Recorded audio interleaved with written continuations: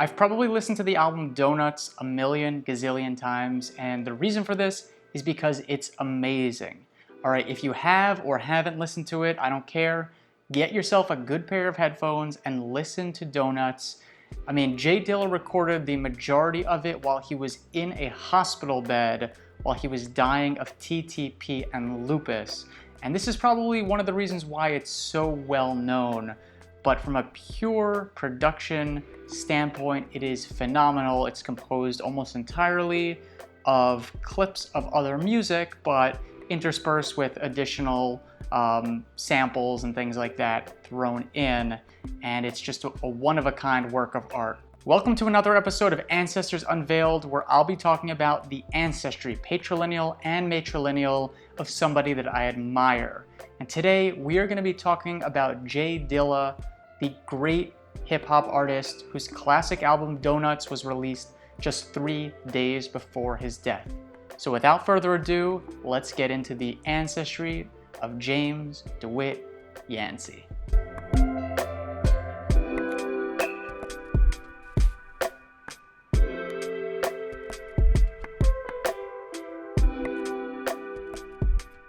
He was born 1974 in Detroit, Michigan, to Beverly DeWitt Yancey and Maureen Renee Sheard.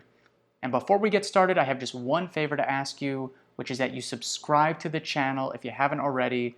We are getting so close to 1,000 subscribers. I can't do this without you, so make sure to do that. Also, hit the like button, hit the notification bell so you'll be notified whenever I post new episodes. Thank you so much for doing that, and let's continue. Beverly Yancey was a jazz bassist who traveled for a while with the Harlem Globetrotters, and so it's no surprise that his son took into music at a young age. He was born 1932 in Cannelton, West Virginia, one of 10 siblings, and their parents were William James Yancey and Beverly Hurt. According to his World War II draft card, William was born 1897 in Longdale, Virginia, and by using this document, we're able to piece together further details of his family.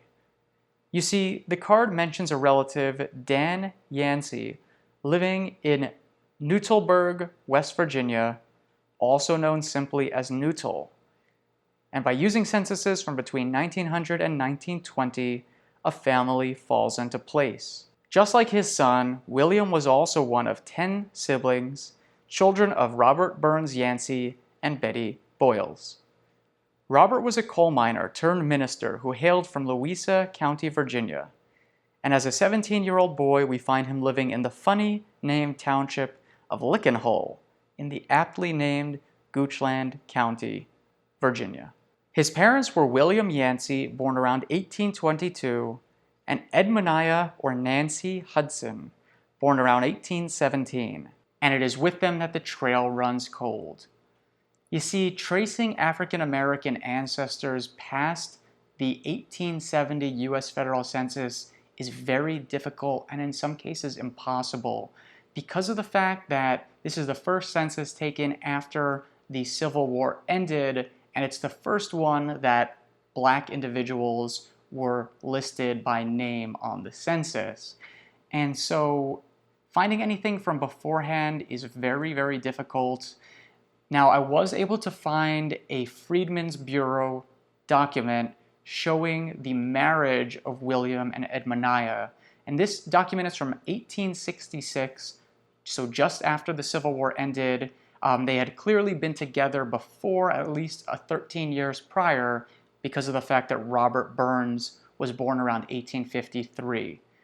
But even though I looked through a lot of Freedmen's Bureau records to try to find more details about the family, I was unable to locate anything, and so that unfortunately is where the trail runs cold. I also tried looking for other Yancey relatives from that area, because sometimes, freed slaves will take on the last names of their owners, but there were just too many people with the last name Yancey living in Virginia, and nothing that was able to imply that this was the same person whatsoever. So now we know about J Dilla's patrilineal line, but what about his matrilineal? According to public records available on Ancestry.com, she was born Maureen Renee Sheard in 1949 in Detroit, Michigan. And thankfully, there are not a lot of people with the name Maureen Sheard, especially in Detroit, and so it was a cinch to find her in the 1950 census.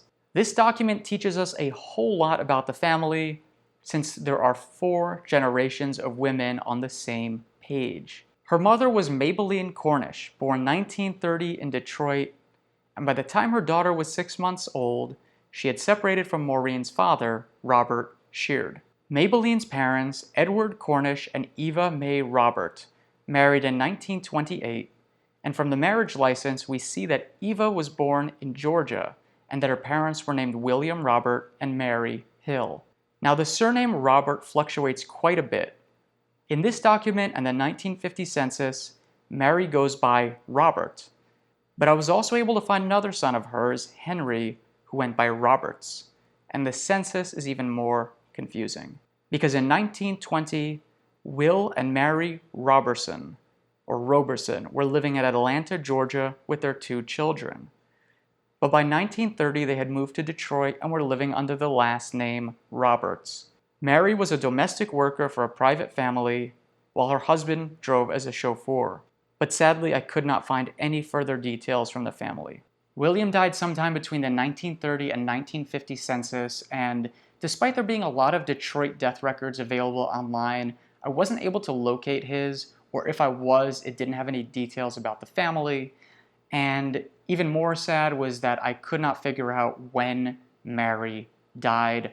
I thought for sure there might be some Social Security death index or further details about her, but there just weren't, or nothing that were publicly available. The last name Robert or Roberts or Roberson are all very, very common in Georgia, and there were just too many people with those names, William and Mary, born around the same time, for me to determine who they were any earlier than that first 1920 census. And in fact, I scoured Ancestry, Family Search, other websites for any hint of a marriage between a William Robert and Mary Hill, but I couldn't find anything with those 2 names besides records of their children.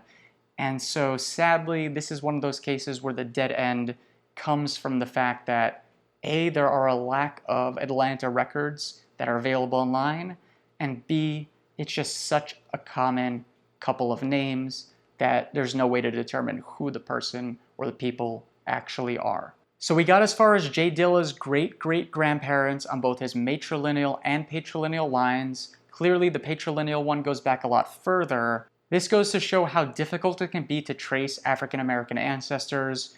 You know, you run into the dead end with the 1870 census and very common last names in Georgia with not a whole lot of ancillary documents or newspapers or things like that to help trace any further. And in the next one of these episodes, I'm going to be delving into the ancestry of a white individual whose family comes from various parts of the United States. And as we're going to see, in contrast to this, I was able to trace them back very, very far. So this is just one of the sad truths of slavery in the United States, is it erased a lot of genealogical knowledge in addition to, of course, the atrocities of slavery. So anyways, if you liked the episode, subscribe, hit the like button, follow me on Threads and Instagram. Thank you so much for watching, and I'll get you in the next one.